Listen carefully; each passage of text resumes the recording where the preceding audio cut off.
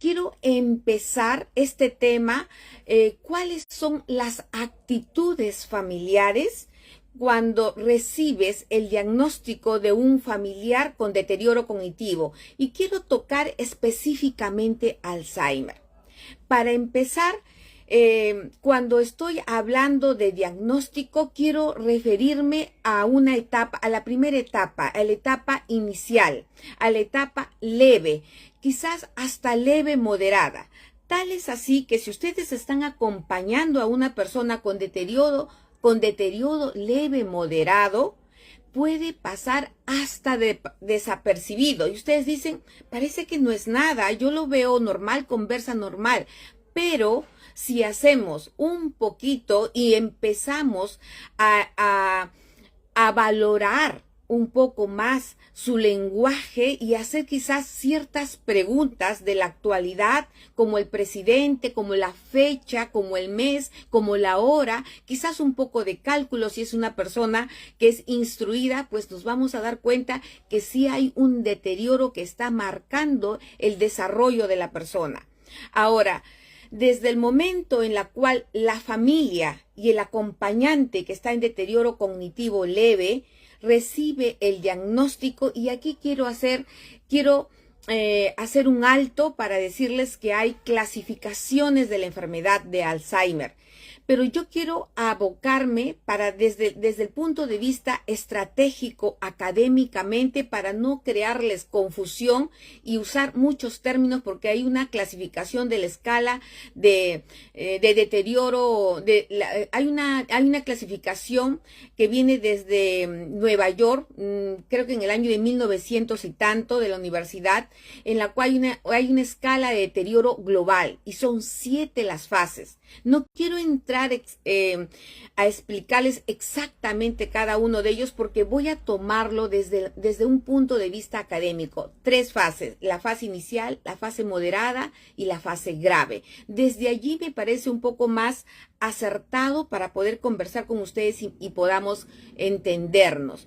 Pero bien, miren, si está en etapa inicial tu familiar a la cual estás acompañando a un diagnóstico, la persona que está con un posible diagnóstico, que está teniendo de repente ciertos deterioros cognitivos en la memoria, en el lenguaje, y como es signo de alarma, pues obviamente van al especialista y reciben el diagnóstico. La persona a la cual acompañas, la persona afectada, pues se da cuenta que algo está sucediendo con él o con ella, porque de una u otra manera te dice, me estoy olvidando. Y es más, hay algunas conductas que son alarmantes. Por ejemplo, de repente empieza a decir que le están robando, y empieza a decir, se me están perdiendo las llaves, y constantemente está en la pérdida de llaves, le están robando, y siempre anda buscando de repente el cargador del teléfono, el teléfono celular, se confunde. Entonces, o están en la mesa familiar, están tocando un tema de manera espontánea, se comunica, pero llega un momento que hay un previo silencio. Este silencio es porque el enlace de toda la comunicación, de toda la fluidez, se olvidó de la palabra, de repente se olvidó del sustantivo. Entonces se da cuenta que no puede seguir con la fluidez. Entonces, ¿qué prefiere? Mantenerse al margen de la comunicación. Entonces, como se da cuenta que algo está pasando y está esperando, y va al especialista y escucha el diagnóstico con el acompañante familiar, pues obviamente si hay un diagnóstico presuntivo de Alzheimer, pues el impacto es emocional. Un impacto emocional, porque desde ya la palabra Alzheimer ya nos pone en sobreaviso de que se vienen momentos pero muy difíciles. ¿Cómo es que lo toma? Hay que observar la gesticulación, la parte corporal, la parte facial de la persona que está recibiendo el diagnóstico, de la persona afectada, y también del familiar, porque empieza a decir, y la pregunta que aparece, ¿podré afrontarlo? Desconozco exactamente de la enfermedad, aunque sé que es un deterioro específicamente de la memoria, pero no es como tal. Como ya ustedes vienen en comunicación constante, saben que no solamente es pérdida de la memoria, hay pérdida del lenguaje, hay desubicación en el tiempo y el espacio, ya va perdiendo autonomía en el vestir, en hacer actividades ocupacionales, ejecutivas, en las nocias, en el reconocimiento de objetos, etcétera. No solo es la memoria, es la sumatoria de todas las capacidades cognitivas. ¿Y qué pasa con el núcleo familiar cuando recibe el diagnóstico y van a comunicar a la familia? Lo primero que tienen que hacer es respetar al acompañante, respetar la intimidad y el secreto profesional. ¿Quiere la persona que se comunique a todo el núcleo familiar? ¿A quién quiere compartir el diagnóstico? ¿Con las personas más allegadas al núcleo? Pues todo ello hay que tenerlo en cuenta, porque esta persona que está siendo afectada, que se ve afectada sus capacidades cognitivas y todavía está consciente que algo le está pasando, pues obviamente entra en un estado de angustia, de preocupación, de estrés, de palpitaciones de corazón, y no solamente él o ella, la persona afectada. ¿Qué pasa con el acompañante? Generalmente las personas que acompañan son aquellos que tienen un estrecho vínculo. Muchas veces es papá, es mamá, es esposo, son hijos, en la cual van acompañando para un diagnóstico y son las personas más afectadas porque reciben el primer impacto. Y ojalá que el profesional que da este diagnóstico tenga la forma más acertada de poder comunicarlo, porque muchas veces no sé si es tan impactante el diagnóstico o es la forma como el especialista lo comunica, porque muchas veces se pierde la sensibilidad humana y lo dicen de una manera tan brusca que te hacen ver que viene una hecatombe y una catástrofe en la cual no hay nada que hacer y la persona se deteriora tanto que te ves tan impactado que inclusive hasta ya empiezas a visualizar y a tener percepciones de todo lo que le espera al ser que estás acompañando, al cual amas, y obviamente la persona que está en etapa inicial moderada y se da cuenta y está recibiendo un diagnóstico y dice todo lo que voy a afrontar y hasta qué momento voy a tener un estado de lucidez. Entonces, miren, ¿qué pasa con el familiar? ¿Cuáles son las actitudes del familiar? Y miren, estoy tomando como ejemplo en etapa inicial, en etapa leve, moderada, donde la persona afectada de las capacidades cognitivas aún se da cuenta de lo que algo le está pasando. Y como en algún momento siempre les practico y siempre les comento mi experiencia, mi madre me decía, no sé, algo me está sucediendo y no sé si me van a querer así como me estoy comportando. Se daba cuenta que algo estaba sucediendo en su persona. Entonces, miren, ¿cuál es la actitud familiar? Muchas veces la actitud familiar es de evitarlo, de evitamiento, va y lo evita. ¿Y cómo lo evita?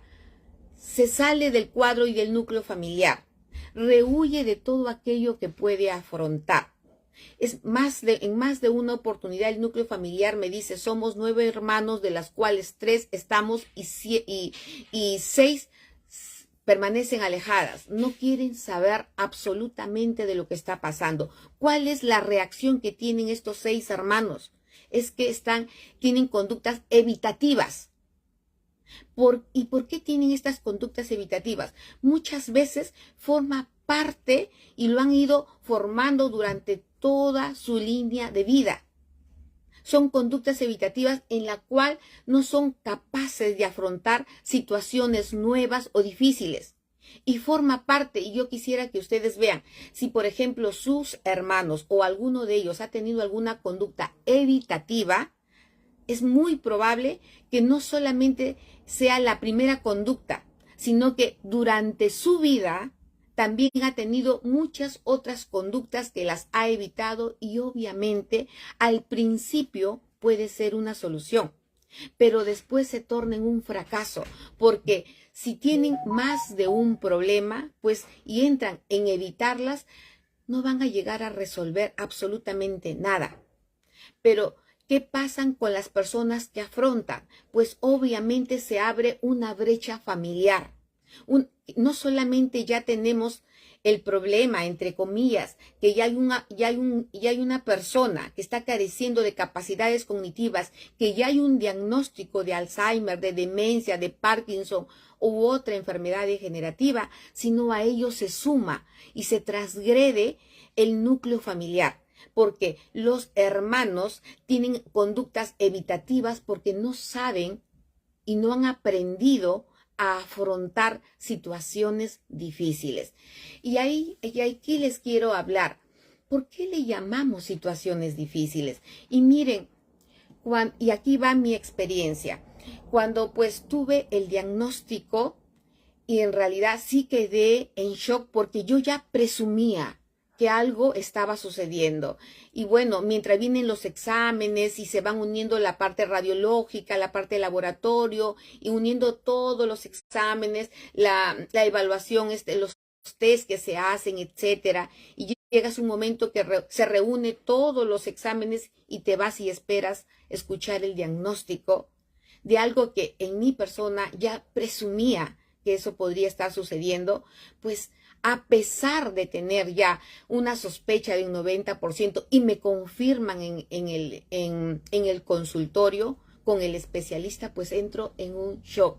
En ese momento empiezo a sentir palpitaciones fuertes en mi corazón, la angustia, también sentimientos encontrados de tristeza, observando a la persona cómo recibe, a mi acompañante, cómo recibe también el diagnóstico, pues a mí me lo dijeron de una manera muy dura, muy fuerte. Quizás en ese momento yo hubiese querido que no me lo dijeran y que el especialista tuviera sensibilidad para poderme decir de una manera muy tranquila, muy pausada, con calidez, pero de una manera no tan catastrófica y decirme, no hay nada que hacer.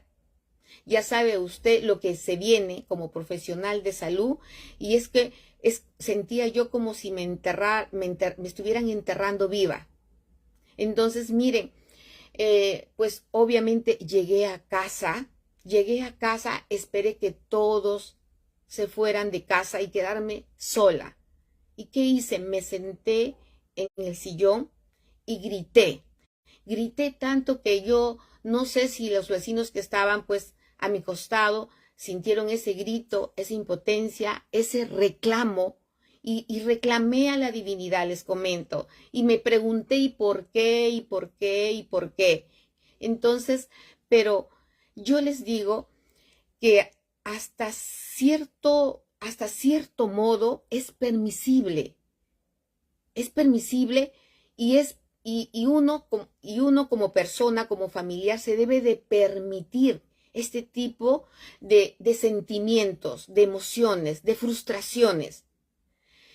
Y bueno, es una manera de liberarlo. Y es algo que yo también les digo. Si ustedes como familiares han recibido un diagnóstico como tal y se sienten con pena, con tristeza, con frustración y eso en mi cuerpo lo somaticé con palpitaciones, con angustia, como si me faltara el aire, sentía una pesadez en el hombro, como si hubiese hecho muchos ejercicios o estuviera llevando algo muy fuerte que mis hombros caían hacia abajo y no tenía fortaleza para poder pararme en ese momento. Permítanselo. Permítanme también decirles que es necesario vomitar todas esas sensaciones, todas esas emociones, todos esos sentimientos. No se lo guarden. Si quieren llorar, si quieren gritar como yo lo hice, permítanselo. Porque cuando ustedes vomitan todos esos sentimientos, todos esos pensamientos, todos esos reclamos, cuando ustedes se lo permiten, ¿sabes qué? El cuerpo se libera. Llega un momento en que te cansas, te relajas y sientes que fue lo mejor en ese momento, porque cuando tú te tragas todas esas emociones, te hace daño. ¿Y cómo te hace daño? Se ven afectados y somatizados algunos órganos, de acuerdo a cómo tú proceses esa información o gestiones esos pensamientos, esas emociones, te puedes ver afectado. ¿Y cómo así? Te explico. Por ejemplo, y permítanme utilizar quizás algunas palabras un poco duras, pero yo lo viví de esa manera. Y yo en algún momento dije, no me trago este tipo de diagnóstico. No lo paso, se queda atorado aquí, siento que me falta el aire. Miren, y si hablamos, yo hablo un poco de biodescodificación biológica, que es un curso en el cual me apasiona muchísimo y yo me siento muy identificada con la medicina germánica. ¿Qué significa eso? No me trago este diagnóstico, siento que me falta el aire, que no lo puedo pasar. Y si hablamos desde el punto de vista orgánico, ¿cuáles son los órganos que intervienen en la deglución? La boca. Están las glándulas anexas, como las glándulas salivales. Inicia en la parte interna la faringe, el esófago. Entonces quiere decir que si yo estoy constantemente rumiando, estoy transmitiendo a mi cerebro que no puedo, que tengo un bocado muy grande en la cual no lo puedo pasar. ¿Qué puedo estar haciendo? Puedo estar produciendo más células a nivel de esta área corporal que más adelante se puede transformar en un cáncer. Porque el cerebro no entiende de virtual, de real o de imaginario. Simplemente lo interpreta que necesito más espacio para tragar un bocado. Y no entiende que yo me estoy refiriendo a algo emocional. Me estoy refiriendo a que no me trago el diagnóstico. El cerebro, el sistema nervioso comunica, hay un bocado que no puedo tragar. Por lo tanto, empiezo a generar más células. Entonces, miren, todo ello quiero que vean y lo interpreten y lo escuchen de esta manera. Mientras yo no libero mis emociones, que me he visto afectada, pues obviamente puedo somatizar y más adelante perjudicar algún órgano. Desde mi sistema nervioso, desde cómo recibo las emociones, desde cómo gestiono las emociones. Entonces, desde mi punto de vista, es permisible sentir miedo, ansiedad, frustración, dolor, impotencia. Pero es todo esto, todas estas sensaciones y emociones que yo puedo permitirme, sugiero que deben de ser solo transitorias. Porque si todo el tiempo voy a estar, ¿y por qué a mí? ¿Por qué a mi familiar? Si él fue y él se dedicó todo el tiempo, y si es padre de familia, él fue un buen padre, un buen esposo, un buen hijo, es más, ayudó a todos sus 9 hermanos, fue padre para todos sus hermanos, vio por sus padres, ¿y por qué ese castigo divino? No es ningún castigo divino. Si esa persona enfermó es porque algo hubo durante la infancia, y si nos vamos más atrás, de repente hay un mandato familiar transgeneracional que está cumpliendo. Y muchas veces estos mandatos transgeneracionales se dan hasta la 4ª generación. La 4ª generación es la indicada para romper estos mandatos familiares en caso fuera transgeneracional. Y sí se puede. Y lo que les estoy diciendo no es algo inventado, es algo que ya científicamente se ha ido estudiando. Se habla mucho de estos temas, pero muchas veces estamos ajenos. ¿Qué nos hace cambiar? ¿Qué nos permite aprender? ¿Qué me permitió aprender a mí y sigo aprendiendo? Gracias a que ustedes son mi estímulo para seguir aprendiendo, es el dolor. El dolor para mí lo utilizo como un aprendizaje para mejorar, porque yo sé que yo no soy la única, porque sé que a través de los medios, del medio en el cual me estoy equivocando, hay muchas personas que están afrontando, pero si yo lo estoy afrontando de una manera diferente, invito a través de mi aprendizaje, de mi lectura y quizás también de mis errores, de mis aciertos y mis desaciertos, a que ustedes puedan danzar con esta enfermedad de una manera diferente. También me caigo, pero así como me caigo una vez, me levanto 10 veces. Y ustedes me dicen, ya yo les acabo de mencionar mis queridos familiares, a la cual amo muchísimo, los bendigo porque recibo muchas bendiciones, no solamente de la materia, del Padre Celestial, sino también de los familiares a la cual brindo servicios y quizás les puedo brindar un comentario desde mi experiencia y recibo muchas bendiciones y eso me alegra aquí el corazón. Si bien es cierto, el cerebro es el que comanda todo, el corazón es el que entra en contacto con el amor, con la paciencia, con la paz. Cómo yo puedo desde mi corazón gestionar estas emociones y cambiar y mandar al sistema nervioso, porque yo soy la única responsable de cambiar mi historia. No hay otra persona. Lo mismo a ustedes. Ustedes son los únicos responsables en cambiar su historia, en verlo de otra manera. Y ya les dije que si ustedes han recibido este diagnóstico o van a recibir, quizás si están en un proceso y están de repente con análisis, etcétera, les digo, vomiten todas esas sensaciones y emociones que puedan sentir, que no se queden atrapados dentro de ustedes corporalmente, porque es casi seguro que estas emociones mal gestionadas se van a transformar en enfermedad. Y yo les digo, me inclino por la medicina germánica, respeto mucho la medicina alopática, pero muchas veces con la medicina alopática ellos generalmente preguntan cuál es el síntoma y atacan el síntoma, mas no atacan la raíz.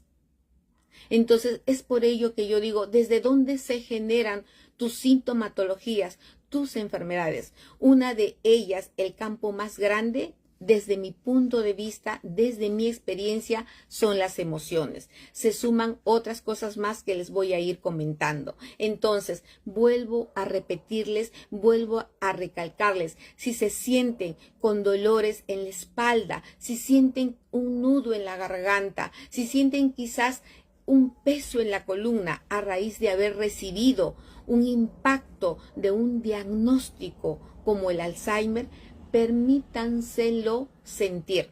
La otra forma en la cual yo me permito liberar, porque si bien es cierto, durante el acompañamiento también haces ciertas dolencias corporales. El cuerpo habla, mis queridos amigos, y hay que saberlos escuchar, hay que saberlo escuchar.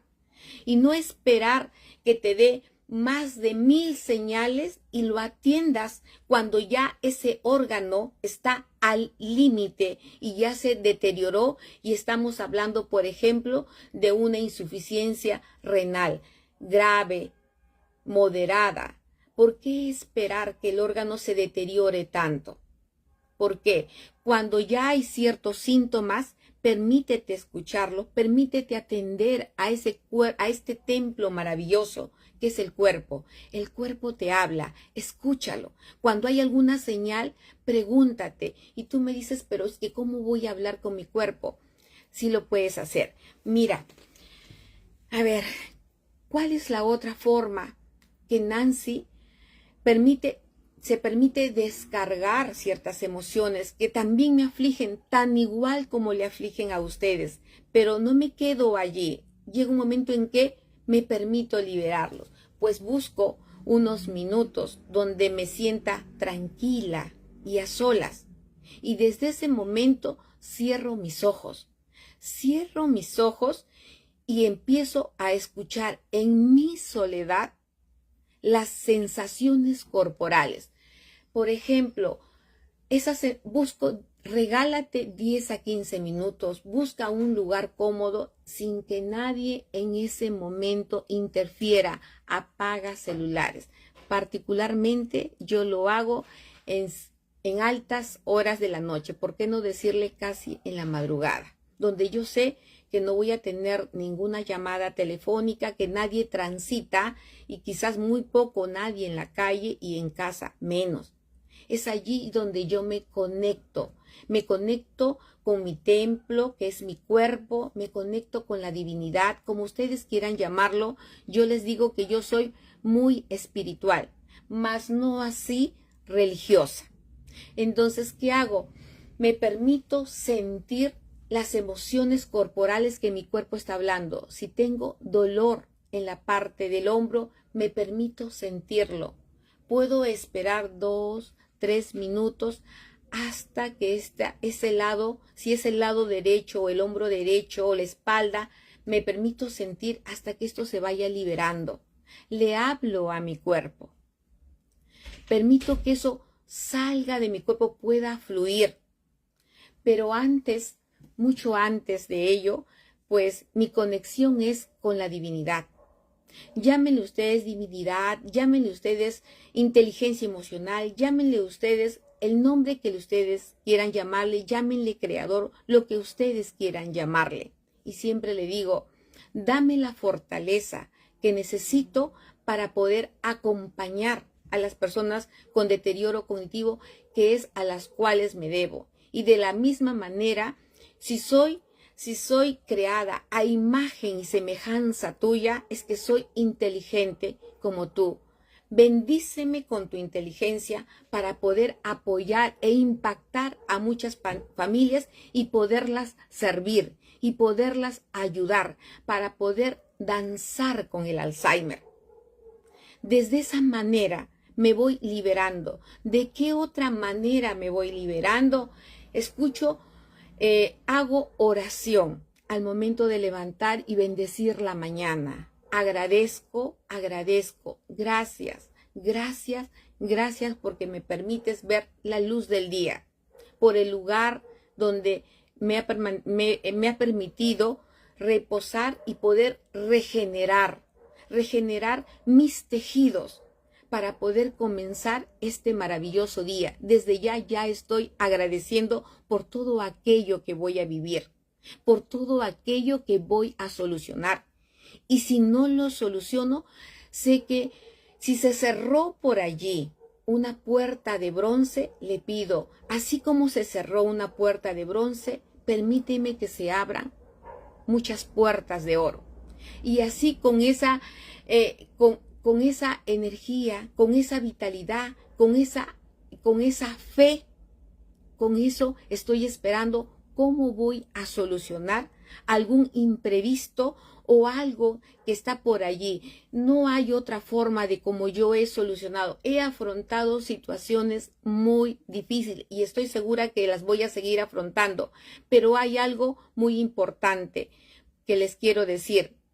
Sus problemas no son más grandes que sus soluciones. Y cuando ustedes crezcan en fortaleza, crezcan emocionalmente, sus problemas siempre van a ser más pequeños, porque ustedes son tan grandes que los problemas son tan pequeños y las soluciones van a llegar. Van a llegar porque siempre hay personas que de una u otra manera dices, era la persona que estaba esperando. Porque sé que no estoy sola afrontando una situación. Y sé que hay situaciones mucho más difíciles, pero sé que también hay muchas alternativas que afrontar. Ahora, quiero también recordar que la otra forma en la cual yo estoy afrontando una situación difícil, me permito hacer respiraciones profundas. ¿Y qué significa? Y lo puedo hacer en el momento que estoy sentada, laborando, quizás estoy en casa y estoy afrontando una situación. ¿Y qué hago? Tomo aire, lo retengo unos segundos y después lo expulso por la boca.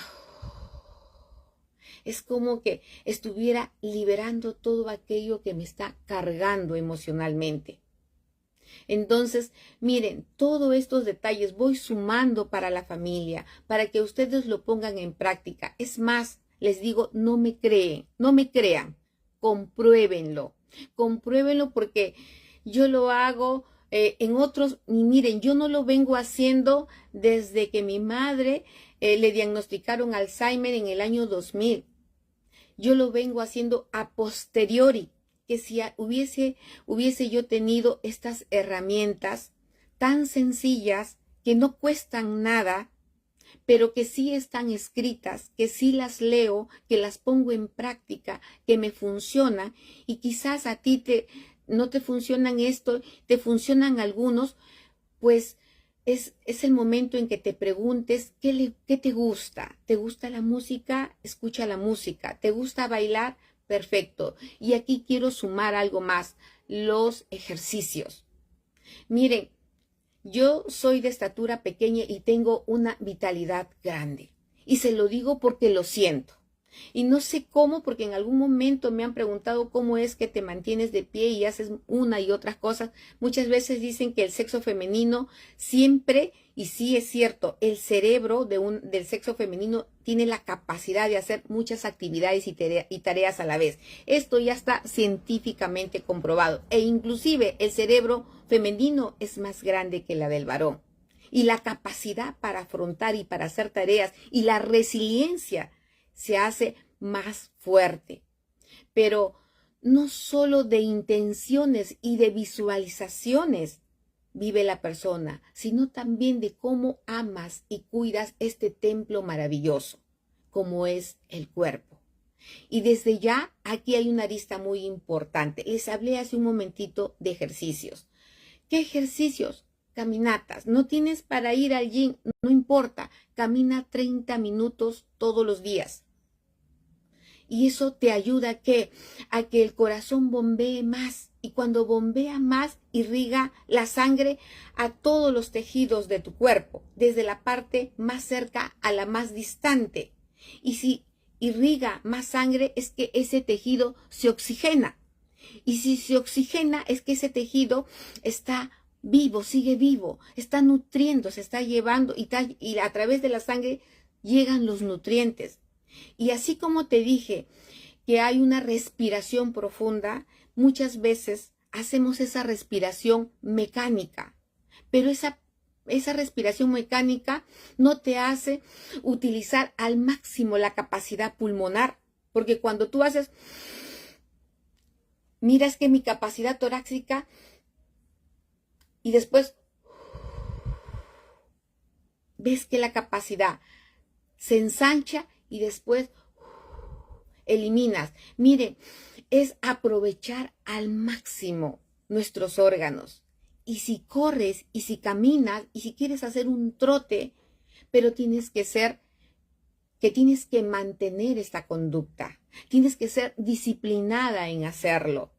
Porque si eres de la persona que solo lo haces un día, 2 o 3 días, pasa una semana, es que no hay disciplina. Y el cuerpo, para poder instalarle una conducta, necesita que lo establezcas todos los días.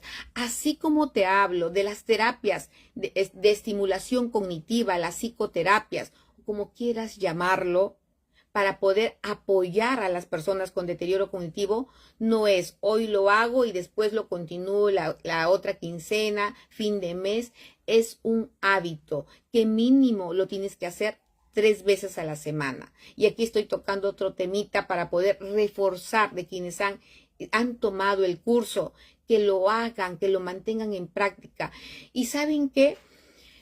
Aquí les quiero decir un ratito, no me quiero salir de este detalle porque estoy hablando de cómo apoyar a los familiares cuando reciben esta conducta, porque cuando yo toco otro tema ya voy abriéndome para más y conversar para más y darle más detalles, pero no quiero salirme del tema. Les hablé recordando, vomite lo que sienten, para que su cuerpo no se somatice, para que sus órganos no sufran, para que no tengan un diagnóstico como tal de cáncer, de insuficiencia, o por allí hay algún problema que se va sumando como la gastritis, etcétera.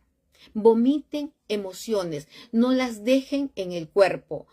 Respiren, hagan respiraciones profundas, conéctense con la divinidad, con quien ustedes creen, a quien ustedes le tengan fe. El otro, hagan ejercicios. Ejercicios no necesariamente en un gym. Y si les gusta el gym, perfecto. Y si les gusta bailar, también. Y si les gusta escuchar música, hay músicas de relajación. Este es otro tema maravilloso. Lo he encontrado ayer para personas con demencia, cómo conectarte con tu yo, con tu ser, que en realidad lo escuché y la verdad estuve súper contenta en la madrugada de hoy porque yo me acuesto un poco temprano para levantarme y utilizar la lucidez de mi mente en la madrugada. Es así como yo me muevo. Es así como estoy y miren, estoy activa y hago muchas cosas. Y aquí voy a sumar otra parte, la alimentación. Vayan poco a poco cambiando el chip de la alimentación. ¿Y qué significa? No les pido que restrinjan al máximo sus alimentos, porque cuando ustedes le hablan al cerebro y le prohíben, el cerebro no entiende de no. El cerebro no entiende no harinas, no grasas, no panes, no dulces, no lo entiende. Al contrario, muchas veces esto se les da por comer mucho más, como que alguien dice que lo prohibido gusta. Entonces, ¿qué les puedo decir? Háblenle a sus alimentos. ¿Y cómo le voy a hablar a sus alimentos? Cuando ustedes tengan un plato de comida, ustedes, sin ser nutricionistas, si tienen de repente un banquete de muchas papas, de mayonesa, de ketchup o no sé qué otras cosas más de comida chatarra, comida fácil, comida rápida, que siempre está al paso del día, miren al plato y díganle, yo sé que esto va a ser agradable, ¿para qué? Para mi paladar, para mi lengua. Pero nada de lo que coma aquí va a nutrir las células. Es más, me van a cambiar el pH de mi sangre.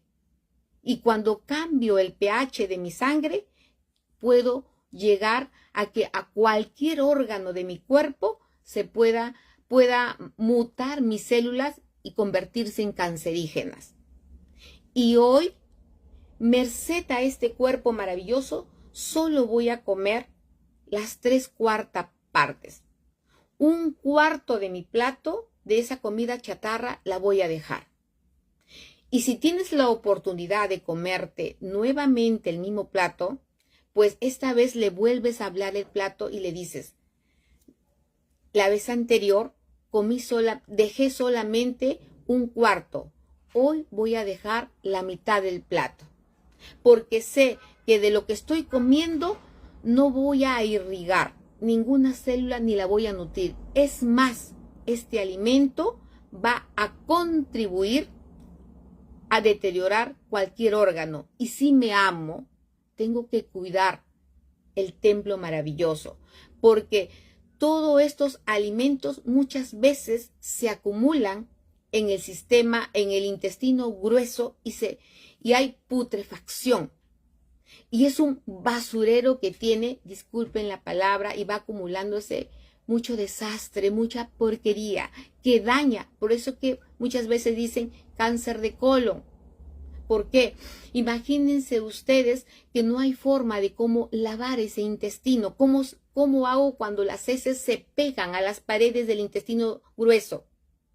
El intestino grueso se intenta defender, forma una película transparente, blanquecina.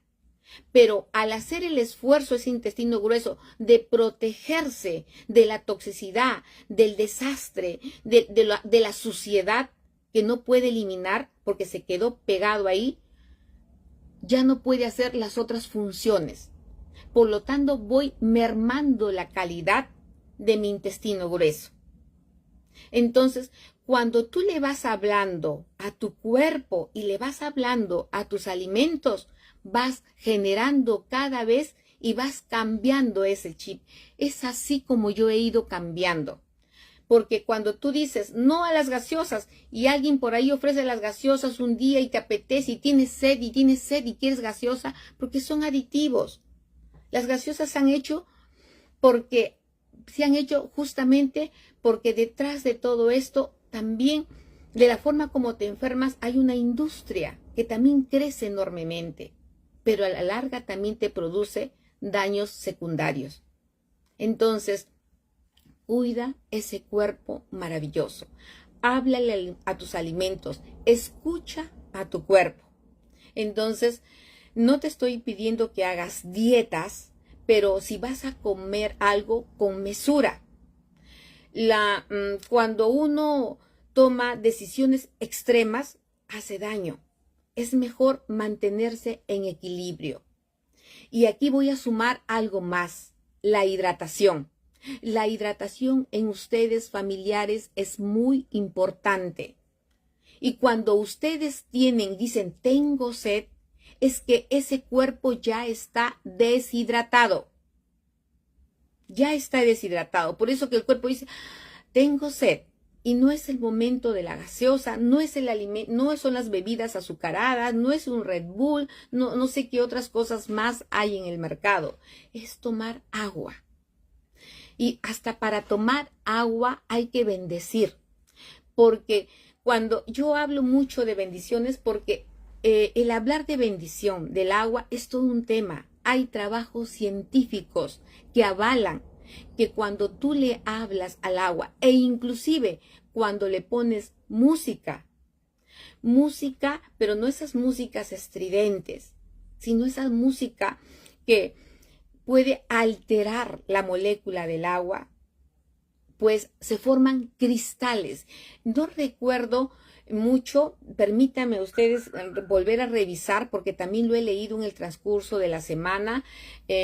Hay el nombre de un japonés que en el YouTube está, y es un estudio científico. No es algo que se le ha ocurrido a alguien que por ahí lo soltó, no. Háblale a tus alimentos, compruébalo. Ten dos frascos, ponles de repente granos de arroz cocido y háblales. A un frasco lo ofendes, le dices palabras soeces y al otro frasco le hablas con alimento. Los dos frascos con alimento le hablas con palabras bonitas y delicadas. Me cuentas cuál de los frascos se putrefactó y cuál se mantuvo bien. Entonces, miren, todo es energía. Entonces, aquí hay algo que voy a sumar, algo que voy a hablarles y que voy a sumar a esta parte.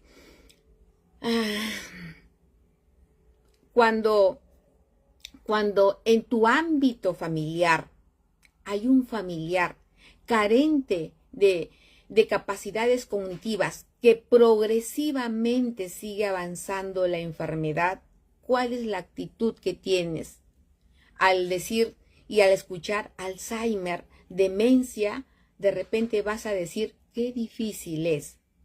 Pero esta creencia de qué difícil o este aprendizaje que tienes, ¿desde dónde lo has aprendido? ¿A dónde escuchaste qué difícil es? No, de repente quizás no es única y exclusivamente esta frase que la sueltas de manera muy natural y espontánea cuando te dan un diagnóstico. De repente cuando hay otro tema, otro fragmento, otra acción que viene en tu vida, también vas a repetir qué difícil es. ¿Y por qué tienes esta expresión? Es porque lo aprendiste.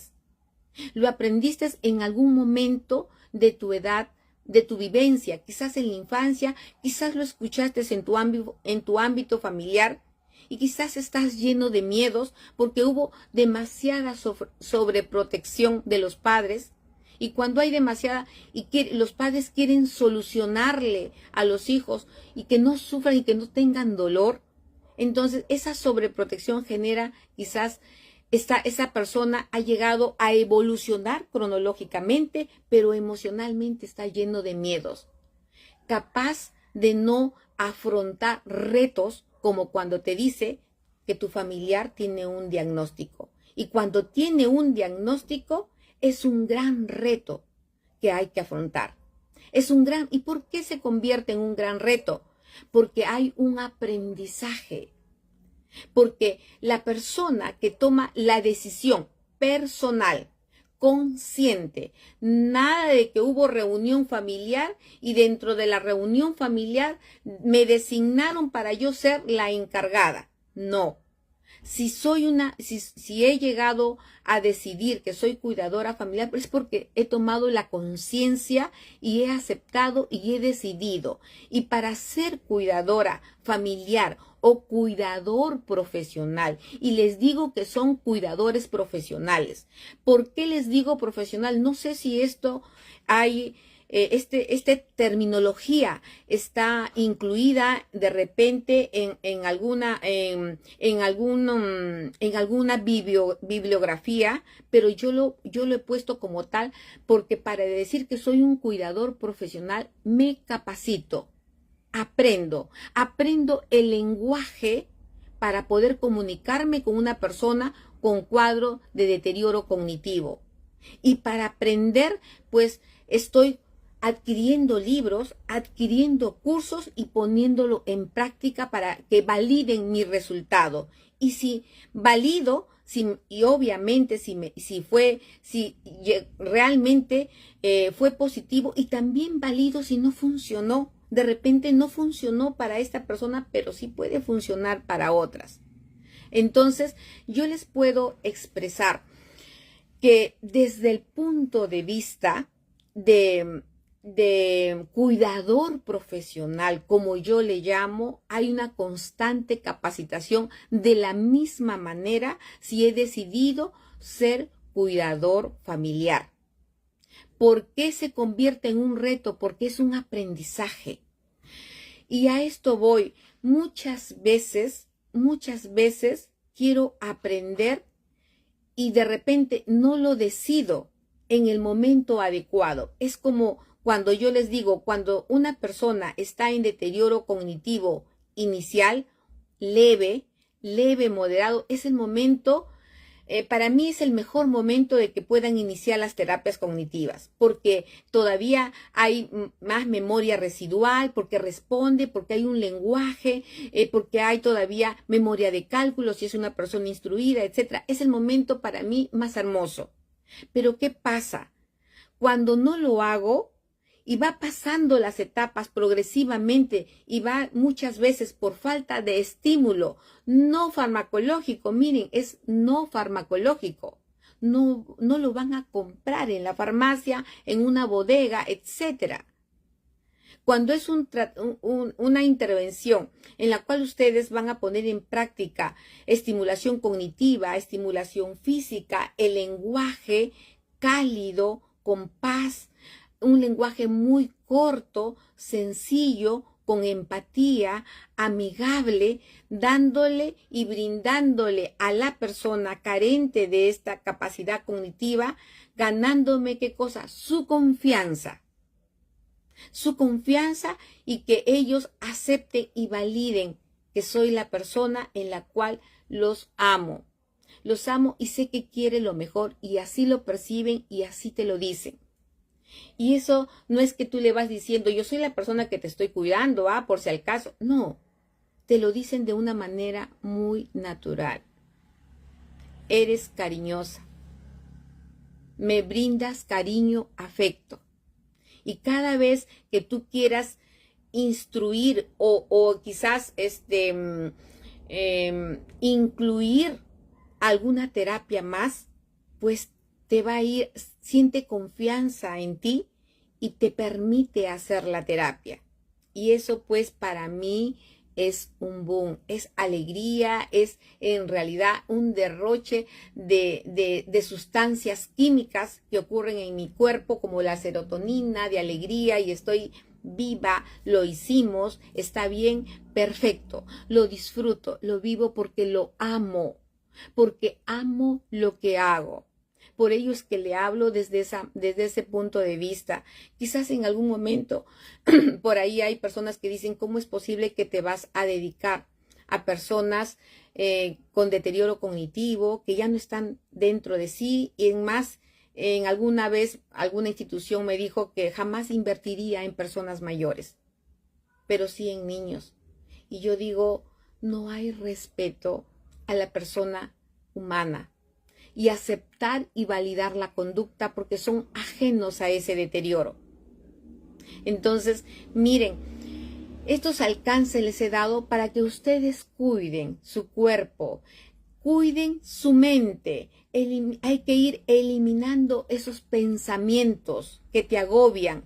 Y si deja de comer, y si deja de caminar, y si me pega, entonces para ello, ¿en qué me comprometo? Me comprometo a hacer prevención. ¿Y cómo voy a? Porque muchas veces cuando ya tenemos el problema encima, cuando ya me está agrediendo, cuando ya me está pegando, cuando no duerme la noche, recién con el dolor quiero aprender. Y yo les digo, sí es posible, pero ¿por qué llegar a ese punto de vista que te desgastas emocionalmente, físicamente también? Porque no me digas de que tienes ganas de comer, porque no me digas que saboreas tu comida sabiendo que alguien en casa te está gritando o alguien te quiere pegar o agredir. Y yo he pensado, es que es parte del Alzheimer agredir o pegar. No, es un medio de comunicación de ellos. Como olvidaron el lenguaje porque se vio afectada las neuronas que se ubican en el área parietal y temporal, como se vieron afectadas, como se atrofiaron esas neuronas, pues yo ya olvidé un lenguaje en decirle tengo dolor. Y como no me sé expresar oralmente y no me entienden, entonces ¿qué hago? Empiezo a gritar, a vociferar. Y si me acerco por decirle cálmate, cállate, ¿por qué gritas? Con ese lenguaje, ¿qué voy a recibir? Una bofetada. Entonces, esa ausencia de comunicación, ese no entender a la persona qué es lo que me quiere expresar porque se deterioró cognitivamente y es eso lo que yo voy a aprender, es eso que voy a comunicarme eficazmente, porque desde allí voy a brillar con aquello que voy a poner en práctica. Espero que ustedes no esperen, dada la redundancia, no esperen a llegar a que si tienen un familiar, como algunos me dicen, no, pero es tranquilo, está sentadito. Preocúpense cuando está sentadito, porque cuando está en un estado de mutismo, cada vez está más desorientado. ¿Qué me interesa? Que esté activo. ¿Qué me interesa? Poder tener creatividad según las pautas que te voy brindando. Y sí se puede hacer mucho por las personas con deterioro cognitivo y no quedarse cruzado de brazos y de piernas y ver como una película todo aquello que va deteriorándose la persona a quien amas o a quien cuidas. Porque si eres un cuidador profesional, igual sugiero, es más, es imperante que te capacites. Porque ¿cómo es que vas a validar alguna acción si no tienes un conocimiento previo? Si tienes un aprendizaje, si no llegó un libro. La musicoterapia, hay muchas otras, la biodanza, hay como yo les digo, hay aprendí una nueva forma de contactarte contigo mismo, porque no solamente cuando te conviertes en cuidador profesional o familiar, ¿sabes qué? Tienes un aprendizaje y estás comprometida a aprender para poder acompañar, para poder servir.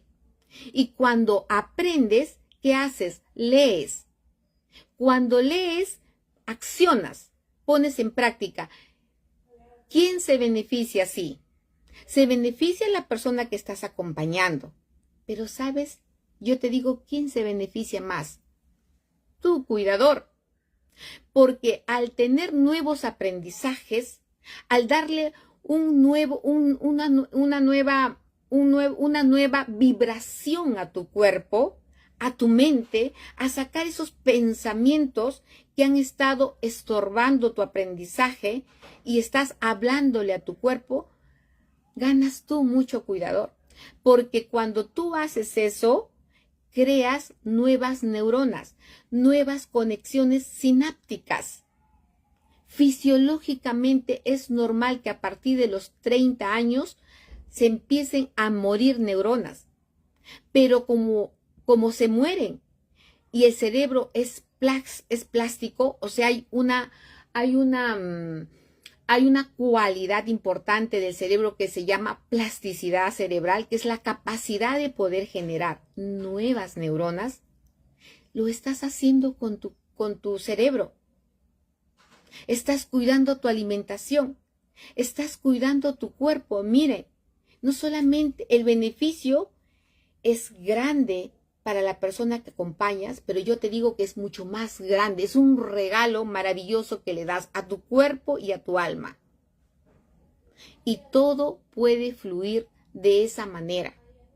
Todo va a fluir y si es cierto, si hay cosas que de repente no te van a dar resultado, pues cuando el cuerpo y la mente vibra y tiene otras vibraciones desde lo positivo, pues siempre vas a tener nuevos informes. Siempre vas a conectar con personas que pueden o no darte una o más alternativas que te pueden apoyar. Y siempre estás en esa alegría. Esto me dio resultado y me lo puedes comentar. Y eso, ¿sabes qué? Esa satisfacción tan grande que sientes es tuya. Es tuya, es tu aprendizaje y eso te invita mucho más a compartir. No estamos solos. Hay un grupo maravilloso que está detrás de todo eso con ansias de aprender. Y también te puedes convertir en aquella persona que es capaz de dar y validar algún aprendizaje para que a otra persona le pueda servir. Y no es maravilloso porque soy de la idea que hemos venido a este mundo y todos tenemos una razón de ser. Todos tenemos un propósito en nuestra vida. Y cuando tú descubres cuál es tu propósito, pues no hay nada más hermoso que te llenas de esa alegría y de esa vibración y de esa energía y no te sientes cansado. Entonces, miren, desde ya quiero darme un tiempo porque si no creo que sigo hablando de muchas otras cosas más y no quiero expandirme porque es la idea que tengo que al comienzo de este año, si tienes una persona con deterioro, vibres tú desde la energía positiva, desde tus pensamientos positivos. Y si tienes sensaciones corporales negativas, vomítalo. Vomítalo, lo digo de una manera figurativa, para que te permitas liberarte de esas emociones y no dañen tus tejidos. Te lo vuelvo a recalcar porque la somatización de emociones mal gestionadas terminan dando síntoma y enfermedad. Por ello es que tú muchas veces has escuchado, mira, es la esposa o el esposo se encargó de cuidar a su familiar, ya se murió y ella le acaban de diagnosticar cáncer hace una semana. Díganme ustedes, ¿es un castigo divino? No, es simplemente que durante ese acompañamiento gestionó mal sus emociones.